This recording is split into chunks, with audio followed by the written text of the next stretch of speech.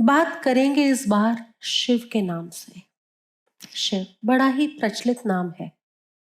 इस धरा में शिव का नाम इस तरह से गूंजता है जैसे इस ब्रह्मांड में ओम की ध्वनि। लेकिन कौन है शिव? ये शिव है कौन? शिव शब्द के अनेक अलग अलग उपयोग हो सकते हैं।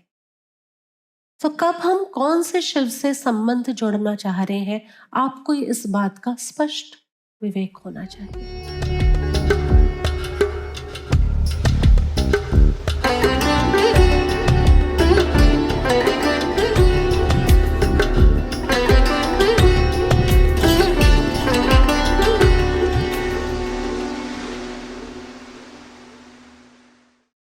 कुछ अलग अलग धारणाएं हैं शिव के आसपास, जरा उनको ठीक कर ले, सही से समझ ले कि जब हम शिव बोलते हैं तो किस दृष्टिकोण से बोल रहे हैं। तो मानवीय अनुभव का सर्वोच्च शिखर शिव है। मानवीय अनुभव का जो सबसे ऊंचा शिखर है उसी को हम शिव कहते हैं। जो अपनी मर्यादाओं को लांघ कर अनंत में जा चुका है उसको हम शिव कहते हैं। हम जिसे शिव कहते हैं वो उस चरम अनुभूति का साकार रूप है। हम जिसे शिव कहते हैं वो उस चरम अनुभव का साकार रूप है। चाहो तो शिव कहो, चाहो तो कृष्ण कहो, चाहो तो राम कहो, चाहो तो प्रेम कहो, चाहो तो पूर्णता कहो, चाहो तो शून्य कहो, बात एक है। लेकिन हम नाम इस बार लेंगे शिव का। क्या तुम्हें कबूल है? क्या तुम्हें मंजूर है? बात एक ही है। तो कभी तो अनंत ब्रह्मांड की अपेक्षा से कह दिया जाता है कि ये शिव है। ब्रह्मांड को ही शिव कहते हैं। ब्रह्मांड देखा है शिवलिंग, कुछ कुछ दिख रहा है मुझे मेरे पीछे भी। समस्त ब्रह्मांड के अस्तित्व को ही शिव कह दिया जाता है। और वह शिव किस आधार पर खड़े हैं? तो कभी शिवलिंग देखा? शिवलिंग, वह शिव एक शक्ति के लिंग के आधार पर खड़े हैं। शिव एक पुरुष का लिंग है और शक्ति स्त्री का लिंग है। तो शिव का लिंग यदि पूरा ब्रह्मांड है तो वह ब्रह्मांड खड़ा किस आधार पर है? वो शक्ति के लिंग के आधार पर खड़ा है। बस इतनी ही सूचना है। शिवलिंग की पूजा भी जो है वो यही बताती है कि हम पूरे ब्रह्मांड को पूज्य भाव से देखना चाहते हैं।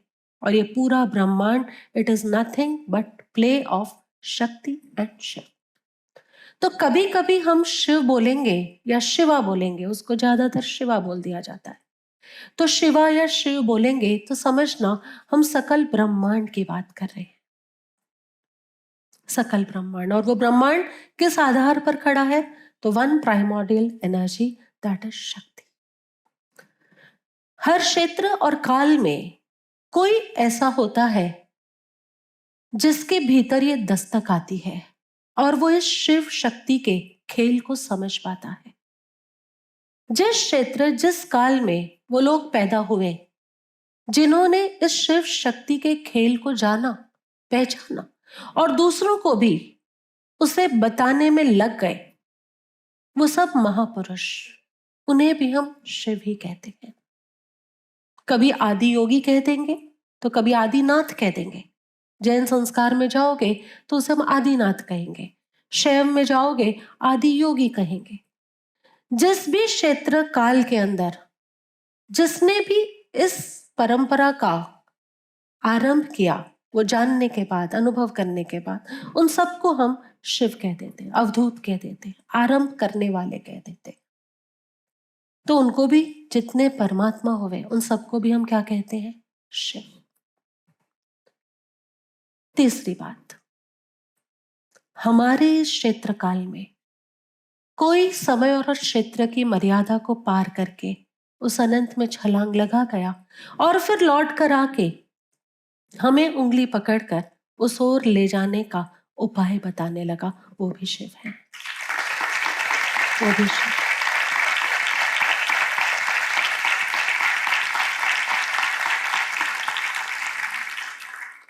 और चौथी बात, इस शिव में खोने की जिसकी उत्सुकता हुई, क्योंकि शिव की संभावना सभी में है, लेकिन इस संभावना को उजागर करने की उत्सुकता, इच्छा जिस किसी में भी हुई, ऐसे सभी भक्त भी शिव ही हैं।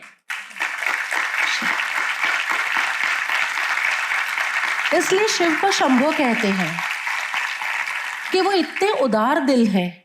शिव को शंभो कहते हैं क्योंकि वो इतने उदार दिल हैं, इतने उदारचित हैं कि ब्रह्मांड को तो शिव कह रहे हैं, आदिनाथ और आदि योगी को भी शिव कह रहे हैं, खुद को भी शिव कह रहे हैं, और उनके पास आने वाले सभी को भी वो शिव कहते हैं। भोले बाबा शिव। पर है, हम सभी में वही संभावना है जिसे किसी ने उजागर कर लिया, लेकिन कोई उजागर करने के लिए अब उत्साहित हुआ है, तत्पर हुआ है। क्या आप हैं? आप शिव हैं? और पांचवी बात, किसी के भीतर वह उजागर करने का उत्साह न भी आए, किसी के भीतर वह उजागर करने का अभी कोई उत्साह ही नहीं है, तो शिव कहते हैं उत्साह नहीं तो क्या हुआ, बीज और संभावना तो उसमें भी है, तो वो भी शिव है। तो कौन है शिव? शिव ने ही कहा शिवमस्तु सर्व जगत, शिवमस्तु सर्व जगत। ये शिव तो पूरा जगत है। यहाँ कण कण में उस परम को जानने की संभावना है, और इसलिए एक एक कण यहाँ पर शिव है। और उन शिव को जानने के लिए हम इस साल की ये यात्रा शुरू कर रहे हैं। क्या आप तैयार हैं? उत्साहित है? अंत प्रेरित है?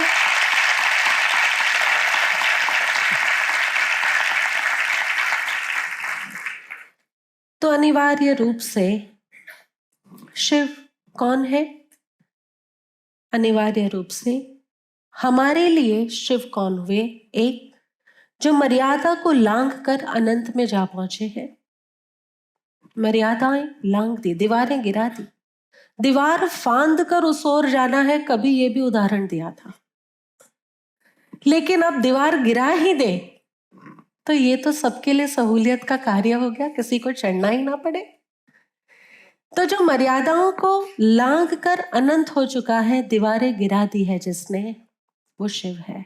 और दूसरा, जिसके पास कोई विधि है, कोई उपाय है, कोई मार्ग है जिससे आप भी अपनी मर्यादाओं को लांघ कर अनंत के आंगन में झांक सको, वो शिव है। कोई विधि होना आवश्यक है। हुए तो बहुत शिव, लेकिन याद रहे थोड़े से शिव।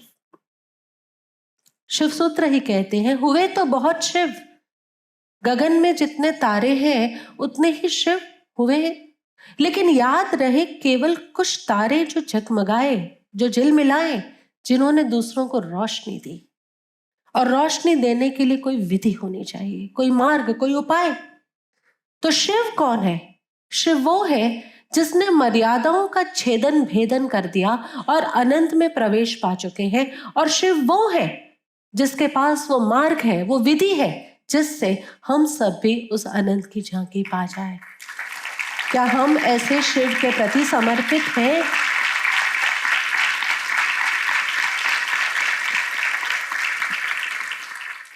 अब हम प्रवेश करते हैं शिव सूत्र में। एक नया शास्त्र, नया ढंग, बात वही, पहुंचना वही, लेकिन ढंग कुछ नया। कहानी कुछ ऐसा कहती है कि 9वीं शताब्दी के अंदर कश्मीर की घाटियों में महादेव पर्वत के पास एक शिव भक्त रहते थे, नाम वसुगुप्त।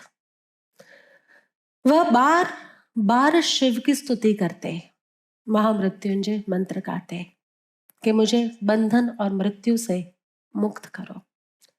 जब इतनी बार महामृत्युंजय का जप हुआ, हजारों लाखों बार, तो कहते हैं एक बार शिव उनके स्वप्न में आए। और जब शिव उनके स्वप्न में आए तो उन्होंने वसुगुप्त से कहा कि महादेव पर्वत के पास ही एक बड़ी सी शिला है, बड़ा सा पत्थर है, तुम उसके पास जाओ, वहीं कोई ऐसे बोध लिखे हैं जो तुम्हें महामृत्यु की तरफ ले जाएंगे। अगले ही दिन वसुगुप्त उस पर्वत के पास पहुंचे, महादेव पर्वत, और उसके पास एक बड़ी सी शिला देखी उन्होंने। वो शिला उनके हृदय को रोमांचित कर रही थी, आकर्षित कर रही थी, जैसे कोई स्थान पुकारता है हमें, तो वो शिला भी वसुगुप्त के हृदय को आकर्षित कर रही थी। इतनी बड़ी शिला के पास जब वसुगुप्त जाकर खड़े रहे तो उन्हें वहां कुछ दिखा नहीं, क्योंकि शिव ने तो कहा था वहां कुछ लिखा है। उस लिखे हुए को विचारो, चलो, समझो, तो तुम उस जगह पहुंच जाओगे जहां तुम पहुंचना चाहते हो। लेकिन जैसे ही वसुगुप्त ने देखा यहाँ तो कुछ लिखा नहीं, उस शिला को छुआ तो उनके छूते ही शिला उलट गई और उसके उस उल्टे भाग में पूरे ये 77 शिव सूत्र लिखे हुए पाए गए। उन सूत्रों पर अब हम कुछ बातें करेंगे। कहानी है, कहते हैं आजीवन वसुगुप्त उन सूत्रों का विचार करा उन्होंने, चिंतन मनन निधिध्यासन, इतना विचार किया कि वो हो गए सूत्र, जो होना चाहिए था वो हो गए।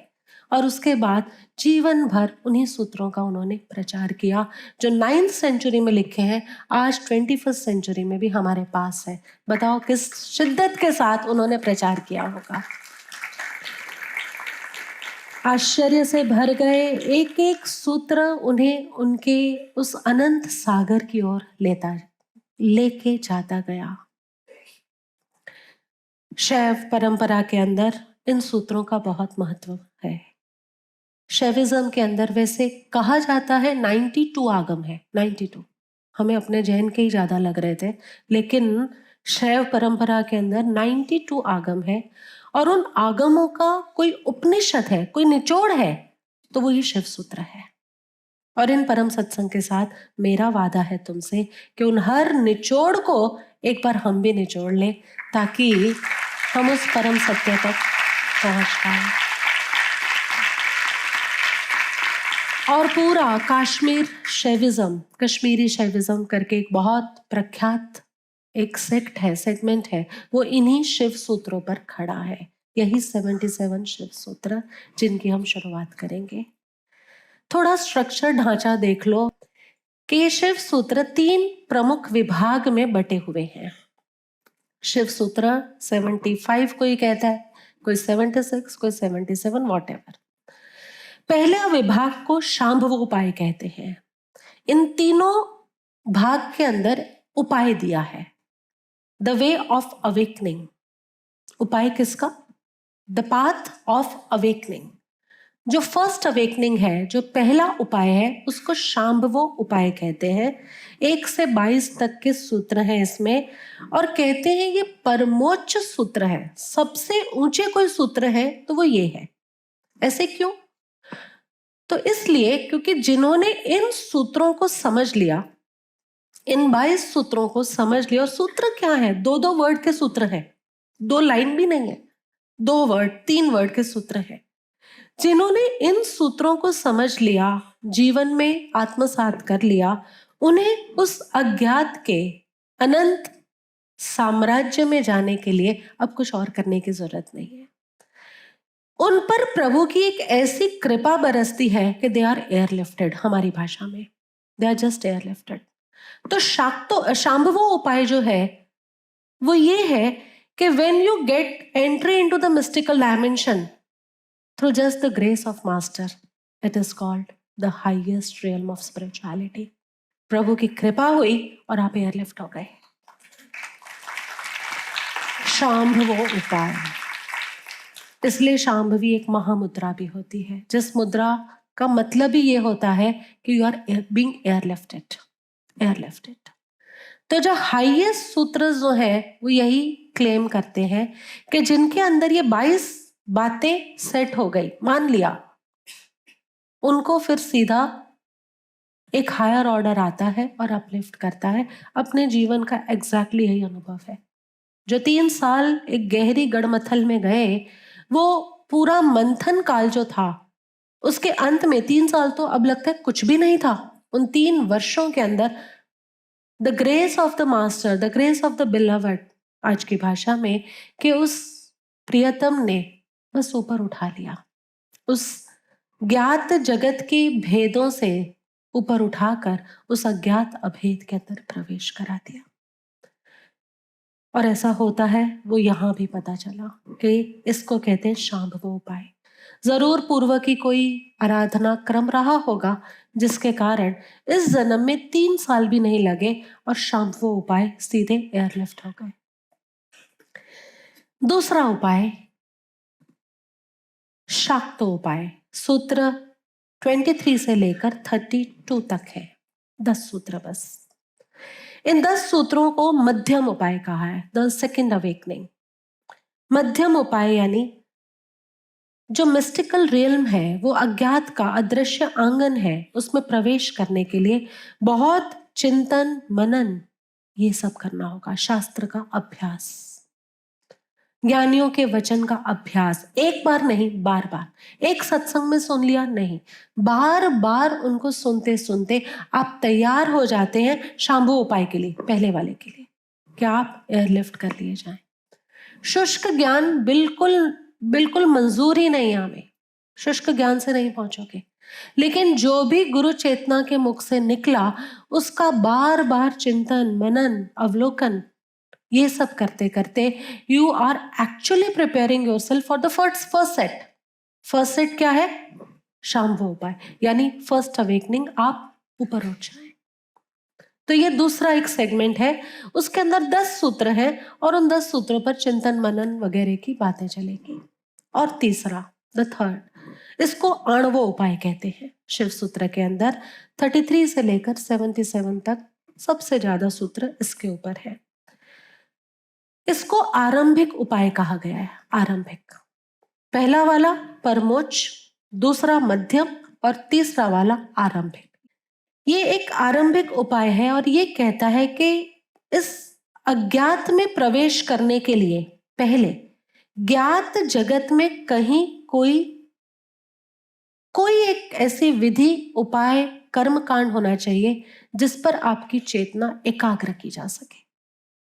कंसंट्रेशन, एकदम ये बात ही करते हैं, कोई भी विधि लाओ, या तो मूर्ति बना दो, उस पर कंसंट्रेट कर, या श्वासोश्वास की विधि ले लो, उस पर कंसंट्रेट कर लो, या फिर कोई भी आप कर्म कर रहे हो उसमें एकाग्रता जैसे जैसे आप बढ़ाते जाओगे वैसे वैसे आप again you can bypass the second one and you can again be prepared for the शांभव उपाय, यानी एयरलिफ्ट के लिए आप तैयार हो सकते हो। तो अनिवार्य रूप से मुझे दिखता है इसमें 2 प्रकार के जीवों की बात चल रही है। एक है जो ज्ञान मार्ग से जाएंगे, कंटेम्पलेशन, थिंकिंग, और एक है जो कोई ना कोई कर्म कांड के मार्ग से जाएंगे, कर्म का स्वरूप समझकर उनमें एकाग्र होके। कर्म हमारे रजस का हिस्सा ना हो, बस ये कर लिया, अब ये करो, फिर ये करो, फिर ये करो, ये रजस का हिस्सा है। लेकिन कर्म करते हुए हमारे भीतर कोई वेदन उठने लग जाए तो अब ये हमारा आणव उपाय बन जाता है। और इससे हम वापस एयरलिफ्ट होने के लिए, एयरलिफ्ट होने वाला कौन सा है? पहला शांभव उपाय, हम उस अवेकनिंग के अंदर पहुंच जाते। तो ये बातें बिल्कुल क्लियर कर लेना। फर्स्ट इज शांभव उपाय, भक्ति मार्ग कहती हूँ इसे मैं, कनेक्शन। दूसरा है शाक्त उपाय जिसे हम कंटेम्पलेशन, ज्ञान मार्ग कहते हैं। और तीसरा है आणव उपाय जिसे हम कॉन्सेंट्रेशन का पाथ कहते हैं, यानी जो भी क्रिया करो उसमें मन एकाग्र करो। तो एक तरह से कहें तो स्वराज क्रिया, प्राण क्रिया, या मंदिर में पूजा आदि करने की भी जो क्रियाएं हैं वो सब आणव उपाय है। और वो आणव उपाय आपको शांभव उपाय के लिए तैयार कर रहे हैं। टफ लग रहा है? बड़ा इंटरेस्टिंग है, कुछ नया सीखोगे तभी दिमाग खुलेगा तुम्हारा। वो हर क्रिया आपको उस पहले के लिए तैयार कर रही है। और साथ साथ में इतने स्वाध्ययन कॉल होते हैं, इतना चिंतन, इतना मनन, ये सब तुम्हारे भीतर शाक्तो उपाय को भी तैयार कर रही है। तो being in the spiritual organisation we really don't miss out on any chance.